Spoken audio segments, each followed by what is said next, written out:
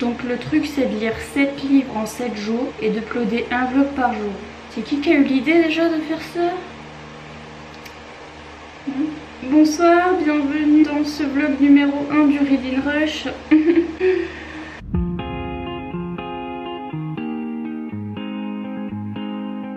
Donc la dame a eu encore une mauvaise idée. Oui, c'est la canicule, n'hésitez pas à bien vous hydrater. Ce que vous entendez en fond c'est mon ventilateur, mais parce que j'ai noué une relation avec lui qui est très particulière. Veuillez ne pas me juger, mais je peux pas vivre sans lui, donc je vais faire le Reading Rush, le Reading Rush qui est un challenge, un readathon, pour vous expliquer le pourquoi du comment, parce que vous allez vous dire mais pourquoi elle est nulle au challenge, elle nous l'a dit, ça la stresse, ça lui provoque de l'anxiété. En plus je suis malade là, je suis en train de tomber malade cette semaine, donc en fait je regarde une chaîne depuis pour moi une semaine que je binge watch ses vidéos, donc il s'agit de Chelsea Dolling Reid qui est une américaine. Je regarde les années précédentes parce que je suis creepy comme ça. J'ai vu que chaque année elle faisait le challenge, enfin le booktubathon, et qu'elle vloguait chaque jour voilà les 7 jours du challenge, et donc je me suis dit je vais faire pareil. Ils ont changé le nom du booktubathon, ça s'appelle maintenant le Reading Rush, parce que booktubathon c'était booktubathon. Les gens croyaient que c'était que pour les gens qui avaient booktube et qui pouvaient pas participer s'ils avaient bookstagram, s'ils avaient pas de booktruc, alors que là Reading Rush tout le monde peut y participer. Enfin c'était déjà le cas du booktubathon, mais au moins le nom est neutre, donc on sait que tout le monde peut y participer, bla bla bla. La mission est, si vous l'acceptez, du 22, donc aujourd'hui le 22 juillet au 28, pendant 7 jours. On peut lire un livre par jour, c'est un des challenges, mais on peut ne pas. Il y a plusieurs challenges à remplir, on peut les faire tous ou pas, enfin voilà, c'est un truc de challenge, on s'en fout, mais voilà. Pour ce qui est des livres que je vais vous présenter, il s'agit aussi d'un craquage dû à mon binge watch de cette chaîne. Donc j'ai acheté tous ses livres préférés. Quand je regarde quelqu'un et que je binge watch et que je vois là j'aime trop ce livre, j'aime trop ce livre, dans le panier, dans le panier, dans le panier, acheté, voilà. Et donc faudrait que je vous fasse un book haul, parce que avant que je vous montre ma TBR, donc ma page, je voulais vous dire que I have finished This Baby. Je l'ai lu avant le readathon parce que je me suis dit comme ça c'est fait, et j'avais envie de lire, donc voilà je l'ai lu. D'ailleurs ils sont bons celui-là. Enfin bref. Donc je l'ai fini et ce fut une grande déception. Pas tant que ça, mais un peu, parce qu'en fait pareil sur la chaîne de Chelsea, c'est son livre préféré de tous les temps, qu'elle adore d'amour, que c'est sa vie. J'ai vu plein de chaînes américaines où c'était trop leur vie, c'était trop la mort qui tue, magnifique, ce livre de l'année, là, et c'était bien, j'ai mis 4 étoiles, mais c'était pas le livre de l'année quoi. En fait le truc c'est que je pense qu'il faut être américain, américaine ou british, enfin britannique, pour capter les trucs politiques, les références politiques, parce qu'il y en a beaucoup. Donc je rappelle, c'est une romance sur, enfin c'est une fiction, hein, mais romance sur le fils de la première présidente des États-Unis et le prince d'Angleterre. Et franchement ça m'a plus déprimée qu'autre chose pour les Américains, parce qu'en fait dans ce livre on considère qu'après Obama a été élue la première femme des États-Unis à être élue comme présidente. De voir que ça aurait pu être ça et qu'en fait c'est Trump, c'est le truc qui m'a fait pleurer, hein. Tout le monde a pleuré à un endroit, moi c'est parce que je sais pas, j'ai pensé à Trump à un moment, j'ai vu mais franchement tout ce qui est la romance entre les deux personnages etc, j'étais à fond, c'était trop bien, c'était trop cute. Des scènes de smut, mais j'ai jamais vu ça de ma vie. C'était genre c'était présent, donc elles étaient là, mais elles étaient écrites de façon romantique et un peu poétique, mais en même temps un peu smut, un peu mélangé. En fait c'était bien écrit je trouve, au niveau de l'écriture top, hein, parce que pour dire que c'est son premier roman, j'ai trop aimé la romance. Par contre tout ce qui était politique et tout ça, j'étais... Mais voilà, pas le livre de l'année pour moi non plus.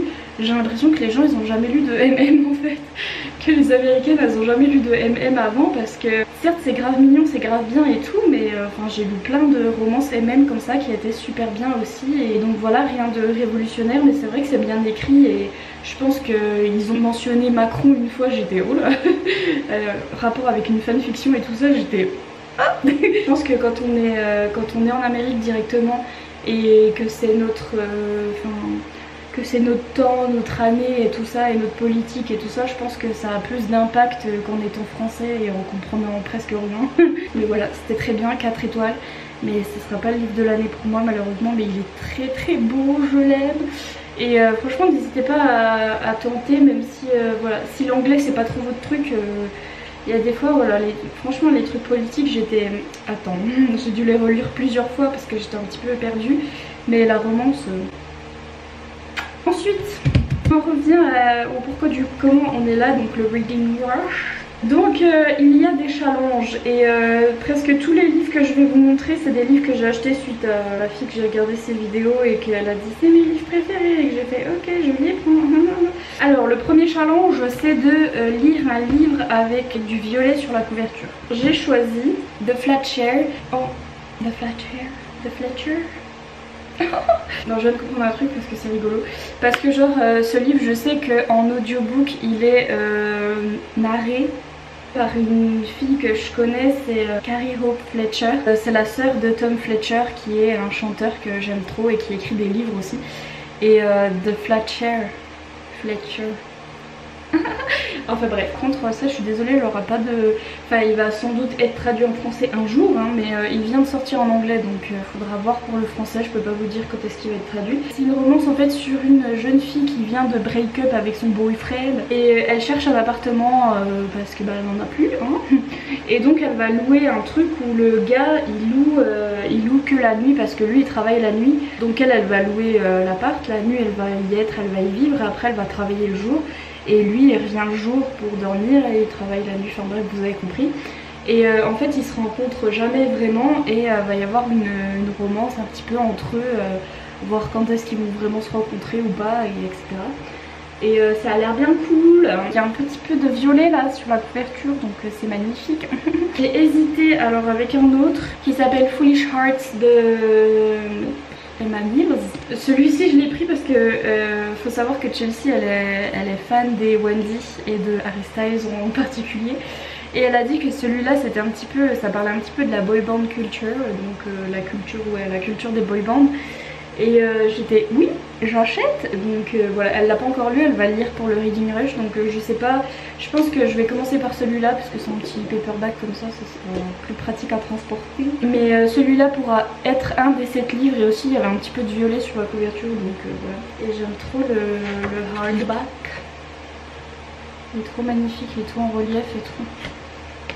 Trop beau.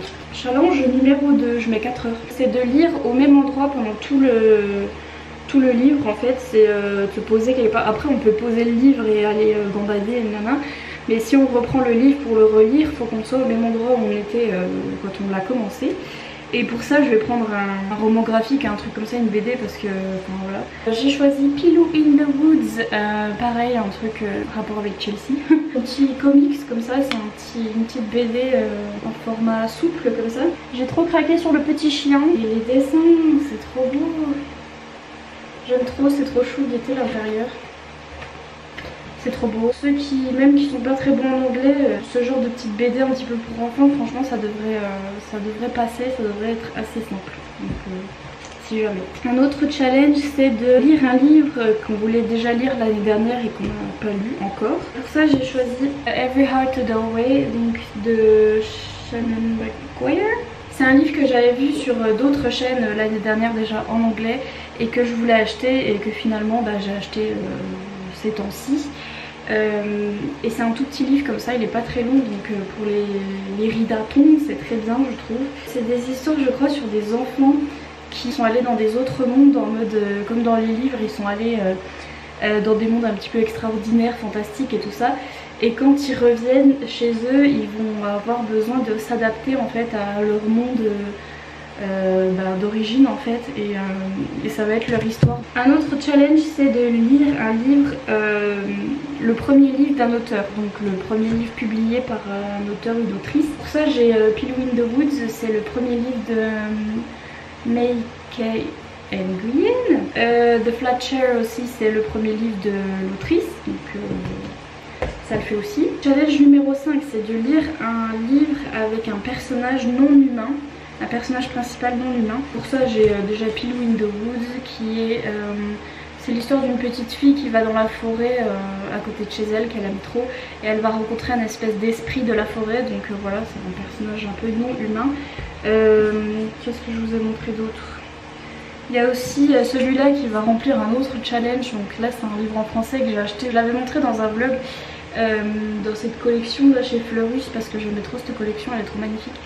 Et c'est gros blanc avec des illustrations et tout, c'est trop beau. Et là je l'ai pris pour remplir un autre challenge qui est de lire un livre et de lire son adaptation cinématographique. Et donc ça remplirait aussi le challenge d'un personnage non humain, parce qu'il y a le loup. Donc voilà. Ensuite il y avait le challenge de choisir un bouquin qui a 5 mots ou plus dans le titre. Jusqu'à maintenant je crois que j'en ai pas. Donc du coup je choisis ce petit roman graphique Everyone is an alien when you're an alien too. Donc il y a bien assez de mots hein, par Jonison, et c'est pareil un petit roman comme ça qui va être tout facile à lire avec que des petits dessins et voilà, je sais pas si vous voyez. Mais en tout cas ça va être très rapide à lire et c'est tout mignon, et pareil c'est l'histoire d'un petit alien qui arrive sur Terre et c'est son voyage de sa planète jusqu'à la Terre et comment il s'adapte sur Terre, tout ça. Ça va très bien avec les histoires de Zone 51 en ce moment, donc voilà. Je sais pas si je vais arriver à lire tout ça, hein. Le dernier challenge c'était de lire un livre qui avait une adaptation cinématographique et après de regarder l'adaptation. Et le truc c'est de lire le bonus c'est de lire 7 livres en 7 jours. Donc là ce que je vous ai montré ça fait 1, 2, 3, 4, 5. À part ça j'ai d'autres livres que j'ai avec moi. Donc je me suis dit si jamais j'ai besoin de MM et de smut et etc. Hein, parce que des fois voilà. J'ai ce petit là avec les tout petits Stigmata de C.J. Stern, donc si jamais voilà, j'ai envie de lire en français, c'est du MM et c'est je pense du smut, hein, je pense qu'il y aura un petit peu de olé olé. Hein. J'ai aussi, donc je vous avais montré Foolish Hearts, si j'en ai, je sais parler. J'ai aussi The Hating Game, alors celui-là il a été traduit en français, ça s'appelle, je sais plus, Meilleurs Ennemis. Je crois. Il a été traduit chez EH, je crois, parce que c'est le livre préféré un des livres préférés de Chelsea aussi. Elle m'a trop donné envie de le lire. Un autre livre qui s'appelle Summer of Salt de Katrina Leno, que j'ai trop envie de lire. C'est une histoire FF sur un petit peu magique, sur des sorcières un peu. C'est en fait sur une île. Une des filles principales descend d'une famille de sorcières un peu. Et c'est une île un petit peu magique ou je sais pas quoi. Enfin, c'est très ambiance magie, Wicca et etc. Avec une romance avec 2 filles et ça a l'air vraiment sympa. En plus il est pas très gros non plus. Je vous en sors plein, mais c'est vraiment parce que je sais que si genre je change d'avis, et ben voilà j'aurai quelque chose. Mais si jamais j'ai aussi un autre livre, A Quiet Kind of Thunder de Sarah Barnard. Là c'est sur le personnage principal féminin atteinte de mutisme sélectif, donc elle parle pas ou très peu, et le personnage principal masculin est lui sourd, donc voilà ils vont apprendre à communiquer comme ça avec le peu de langage des signes qu'ils connaissent. Ça a l'air trop mignon et la couverture elle est trop jolie, donc voilà. Et puis un autre qui est traduit, les Hades Hangmen, le tome 1 de Tilly Cole. Il est traduit chez Milady celui-là. Moi j'ai pris la version en anglais parce que la couverture elle est moins torse-poil, donc merci. Et voilà, c'est pareil si jamais j'ai envie de lire du smut ou du truc un petit peu new adulte, un petit peu comme ça là, un petit peu dark. Voilà, si jamais j'ai celui-là. Combien de livres je vous ai montré? 11 livres, si avec ça je vais pas lire tout ça, on est sûr que je vais pas lire tout ça. Mais si jamais je change d'avis et j'ai envie d'autres trucs, etc., voilà, J'ai ce qu'il faut. Et donc là je vais commencer, hein, parce que le faut c'est le jour 1, je me suis réveillée, il est 14h. Parce qu'en plus d'être malade, fatiguée, tout ça, je suis décalée Guada. Et donc, comment dire, je vis un petit peu la nuit. Et comme je suis dans ma maison de vacances pour ce... Ah purée, depuis tout à l'heure vous avez vu sur ma valise ouverte avec mes culottes et tout. Donc bref, je disais, je suis décalée, je vis la nuit et comme je suis dans ma maison de vacances, on entend un peu tout dans toutes les pièces. Et donc je peux pas trop parler la nuit, mais je vais essayer. Je vais commencer par le premier que je m'étais dit, The Flat Chair. Je pense qu'on va sortir un petit coup au lac qui est vers chez nous là et je vais pouvoir lire un petit peu là-bas. Autrement c'est tout, je vais vous laisser parce que ça fait 15 milliards d'années que je blablate déjà. Et vous allez en avoir marre. Voilà, pour ce premier vlog ça va être que ce plan là. Aussi il y a un site internet qu'ils ont fait en rapport avec le challenge, si jamais vous voulez me suivre. J'ai un compte là-dessus, donc je vous mettrai en barre d'infos. Mon compte Goodreads si jamais vous voulez suivre un petit peu mes lectures. Il y a aussi Twitter, il y a aussi voilà, il y a des challenges et tout qui se passent sur Twitter, Instagram et tout ça, où vous pouvez gagner des livres et où vous participez au petit challenge. Donc je vais voir si, enfin voilà, je vais essayer de participer aussi à ça. Et voilà, c'est parti pour le booktubathon. Wish me luck.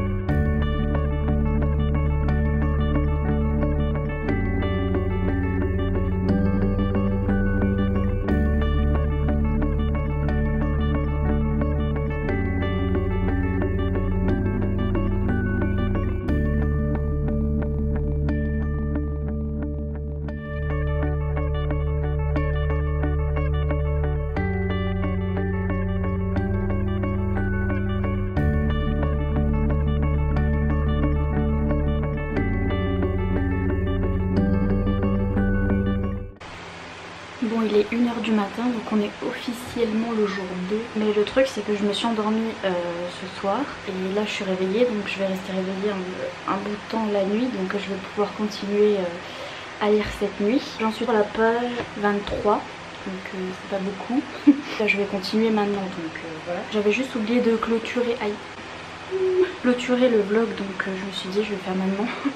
Même s'il est 1h du matin, faut pas que je fasse de bruit, il faut quand même que je garde mon ventilo, donc du coup on m'entend pas et c'est nickel. Et du coup je me mets tout prêt. Et aussi j'ai un paquet, j'avais envie d'ouvrir le paquet puisque je l'ai reçu aujourd'hui. C'est un des livres que j'ai commandé dû à, vous savez, les livres préférés de Chelsea. Celui-là c'était un des siens et il est arrivé juste après les autres. Attention hein. Attention. J'ai réussi. C'est celui-ci. Le titre à rallonge, si jamais j'ai besoin d'un titre de plus de 5 mots que je veux pas lire l'autre, j'aurai celui-là. The Strange and Beautiful Sorrows of Ava Lavender. C'est une histoire avec une fille qui a des ailes, donc c'est trop bizarre. Ils appellent ça du magical realism. En fait c'est que c'est dans un monde normal, enfin le monde de vous et moi, vous voyez. Sauf qu'il y a un petit élément du monde qui est pas très net en fait. Et là c'est le fait que c'est une jeune fille en fait qui est née avec des ailes. Et voilà, ça va être sa vie. J'ai entendu une fille aussi sur Booktube, une autre, qui avait dit que ce livre était very French. Ok, French, mais comment? Donc du coup ça m'a donné trop envie de le lire parce que apparemment il est very French. La couverture elle est trop belle, mais il est un peu pété partout là, je sais pas si vous verrez.